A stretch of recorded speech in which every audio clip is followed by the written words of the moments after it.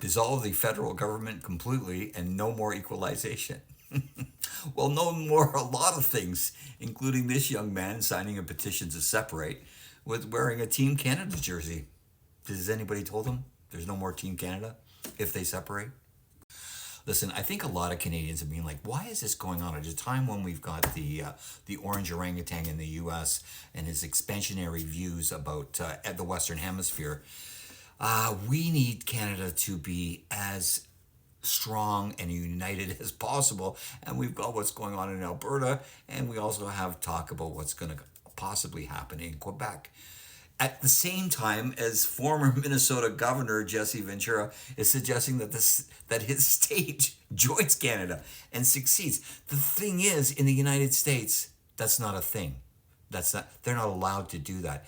It is their civil war made clear, if anything, the Civil War in the United States made clear one thing is that states don't have the right to succeed and join. And it would be very, very hard. It's just not going to happen. Around the world, other countries, Canada is fairly rare that we as a country have provinces that can just decide to have a vote and think that they're going to leave. Very rare. Spain, Catalonia, a region of Spain, they thought they were going to separate. A lot of them ended up in jail. But what Spain did, Spain took a hard line and said, no, we're going to change our constitution and we're going to make it illegal for areas or regions of our country to just up and decide they think they're going to leave. No, this didn't happen at all. The UK. The UK is another one. Scotland independence vote. The UK Parliament made some exceptions to allow them to have a vote. They've denied any further votes. The vote didn't go through, and it wasn't sure even if it did go through that they were going to allow them to separate. So the Brits, England has said, sit down and take a nap. So, why do Canadian provinces have the right to possibly separate from Canada when other parliamentary democracies like ours around the world do not allow provinces or territories to separate? The short version, Canada's provinces don't actually have a unilateral legal right to separate.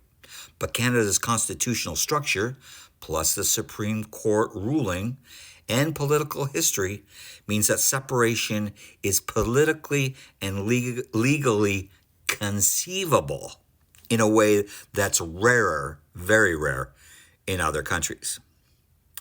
There's all sorts of issues.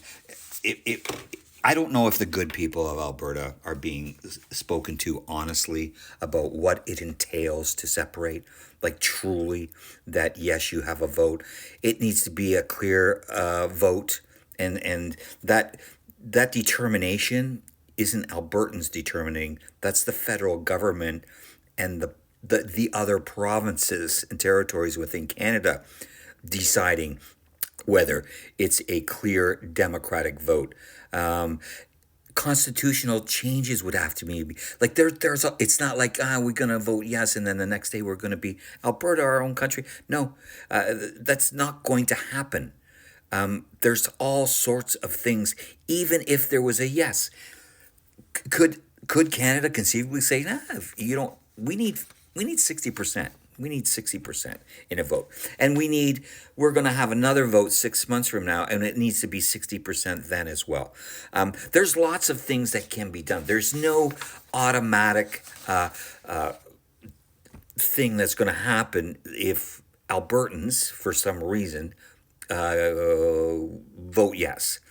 The legal finish line to separate from Canada is very, very, very difficult. People assume a province leaves with its borders.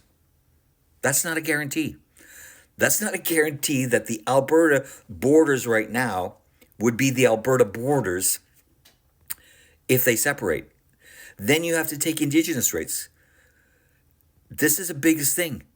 Indigenous peoples are not a subset that automatically follows the province. Treaties and constitutional rights don't evaporate. This is real stuff. I don't know if the good people of Alberta are being told that this is not a thing. It's very much a thing, a very much. Jurisdictions, international borders, crown corporations, ownership. Here's a big one: debt. Alberta will be on the hook for a portion of Canada's debt. Yes, that is right. Now, I can see some people in Alberta right now listening to me thinking their head's going to be exploding. It's like, what do you mean we're going to separate and we're going to take on Canada's debt? Yeah, you're going to take on your portion that gets decided upon by the courts. So it's not like, we split and it's all hunky dory. And I don't know. I'm concerned that a lot of Albertans, like the young man with the Canadian jersey signing a petition to separate, like, really? You wore your Team Canada jersey to sign a petition to leave Canada?